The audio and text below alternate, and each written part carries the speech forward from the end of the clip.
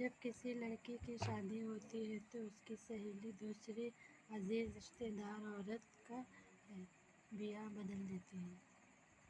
چھوٹی سی جائے جیسے درد بھری دھیمی گاتی ہے۔ اس طرح جب سان آتا ہے اور کسی کو بتائے کہ لڑکی کو سسرال میں اپنے ماں باپ، بھائی اور ہم جیسے دوستات کو وہ بڑے درد بھر انداز میں کہے، ماموں میرے بابو کو بھیجو۔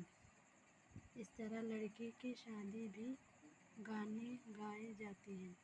لوگ کہتے ہیں میں دکھاتا ہوں اور قبضے سمجھاتی ہے، زندگی ساری رنگ صاف نظر آتی ہے۔ اگر شادی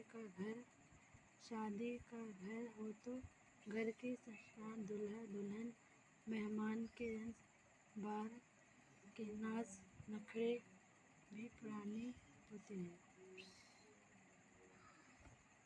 مہندی، بالی، لمائش، زیورات موجود، برسات بیان ہو تو بجلی بھی کھل جاتی ہے۔ غیروں کے شامل چاند کا ذکر ہو تو گائے، بھینس، مرغی، گھوڑا، گدھا، کتے، بلی وغیرہ عرض ہیں۔ لوگ کھیتیوں میں ہر زبان میں ہوتے ہیں لیکن شمار ہندو کے بعض ہوتے ہیں۔ کھیتی گائی جاتی ہے اور ان کی زبان نہ جاننے والے کے لیے غیر معمولی کشتی ہے۔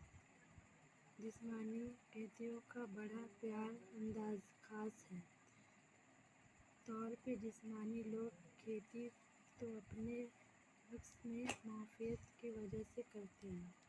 کون ہوگا جس میں رقص مشہور لوگوں کے کھیت پہلے اغوائی کرتے ہیں اور فلم میں بھی لوگ کھیتیوں میں بڑا رواج دیتے ہیں۔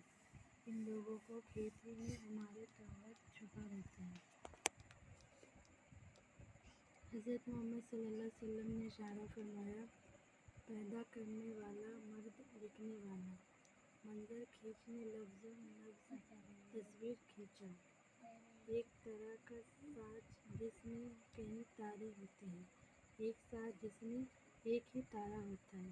کھیتی کی ایک قسم جس میں ایک بول کی طرح ادھر ادھر کیا جاتا ہے۔ کھیتی ایک قسم کی مہارت ہوتی ہے۔ بول شرط جوڑے میں دیے جاتے ہیں۔ برسات میں گائی جانے والی